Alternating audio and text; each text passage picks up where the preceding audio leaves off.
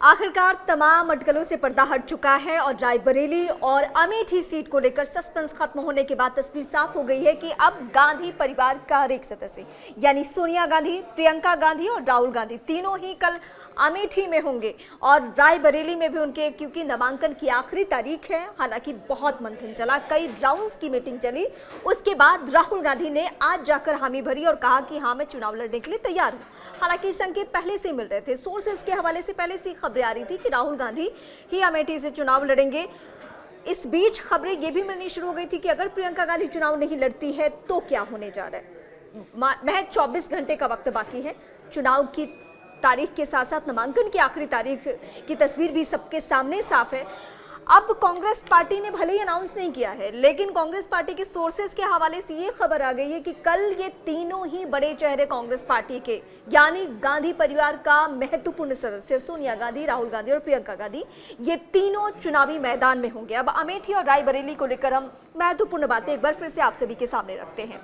Suspense इस बात को लेकर था कि रायबरेली सीट को सोनिया गांधी छोड़कर राज्यसभा चली गई तो उनके एब्सेंस में कौन होगा, उनके विकल्प के तौर पे कौन होगा। जाहिर सी बात है, भारतीय मानसिकता के हिसाब से और भारतीय परंपरा के हिसाब से लोग ज्यादातर मौके पर सुप्रीम कोर्ट के आदेश के बावजूद बेटे को ही अपना उत्तराधिकारी बनाते हैं और ऐसे में माना यह जा रहा था कि रायबरेली से राहुल गांधी चुनाव लड़ सकते हैं। वहां के कार्यकर्ताओं का भी मन था कि अगर सोनिया यहाँ नहीं है तो राहुल गांधी को यहाँ होना चाहिए, लेकिन अमेठी भी राहुल गांधी नहीं छोड़ना चाहते थे क्योंकि कांग्रेस पार्टी के पास इंटरनल सर्विस जो थे, जो रिपोर्ट्स कांग्रेस पार्टी को मिल रही थी, या फिर जो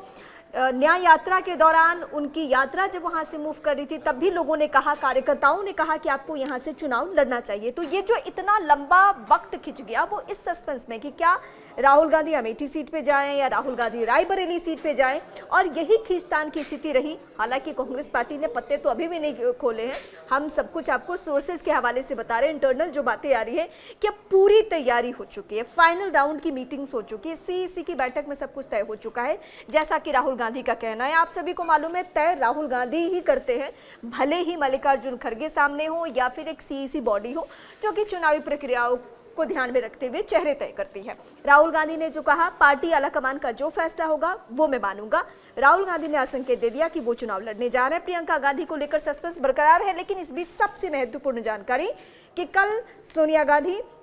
राहुल गांधी और प्रियंका गांधी ये तीनों ही चुनावी मैदान में होंगे और जाहिर सी बात है कि नामांकन दाखिल करने के लिए कांग्रेस पार्टी एक बार फिर से शक्ति प्रदर्शन करने वाली है। लेकिन इस बीच स्मृति ईरानी ने नामांकन दाखिल कर दिया है। ये जो देर होने की स्थिति है, वो कहते हैं देर आए दुरुस्त आए, लेकिन क्या राहुल का ये कदम दुरुस्त जैसा है या प्रियंका गांधी का ये कदम दुरुस्त जैसा है, क्योंकि बहुत वक्त लग गया और अब के बाद जितना भी वक्त उन्हें मिल रहा है, क्या ये चुनाव प्रचार के लिए काफी है या सिर्फ इस बात से आश्वस्त है गांधी परिवार के हमारी ये पारंपरिक सीट है तो ये हमारे हाथ से नहीं जाने वाली है। अब ये रायबरेली और अमेठी की जनता को तय करना है कि उन्होंने क्या बनाया है। हालांकि जो फीडबैक अभी तक मिल रहे हैं उसके मुताबिक ऐसा माना जा रहा है कि वहां की जनता भी चाहती है, खासकर अमेठी की, कि 2019 में जो उन्होंने एक अलग वहां से चुनाव परिणाम दिया था, यानी किसी अलग चेहरे को, स्मृति ईरानी को चुना था, वो इस बार राहुल गांधी को फिर से मौका देना चाहते हैं। उनका कहना है कि हम चाहते हैं कि राहुल गांधी वापस आए और हमारे मुद्दों पर